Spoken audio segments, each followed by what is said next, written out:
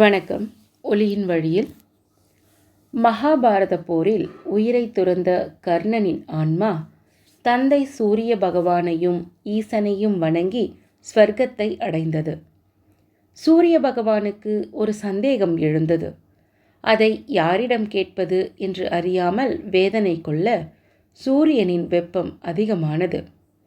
இதை உணர்ந்த ஈசன், சூரியனே, உன் மனதில் என்ன குழப்பம் என்று கேட்டார். அதற்கு சூரியன், ஐயனே, பல தானங்கள் செய்த என் மகன் போரில் இறந்தது விதியென்று கொள்கிறேன்.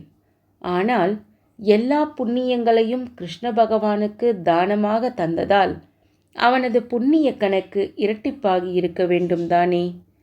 ஆனால் அவனை மரணம் தழுவியது எப்படி என்றார்.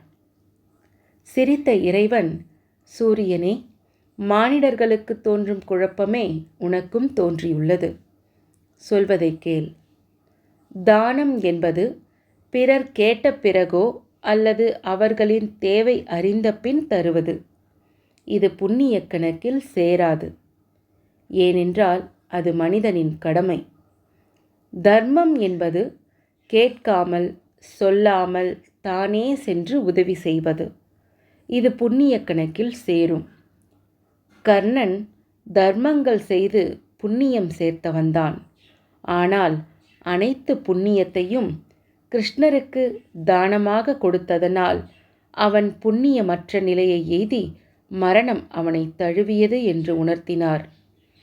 உண்மை உணர்ந்த சூரியன், புரிந்தது ஐயனே என்று ஈசனை வணங்கி, அனைத்தும் நீயே, ஆதியும் நீயே, அந்தமும் நீயே என்று உணர்ந்தேன் என்றார். திருச்சிற்றம்பலம். நன்றி.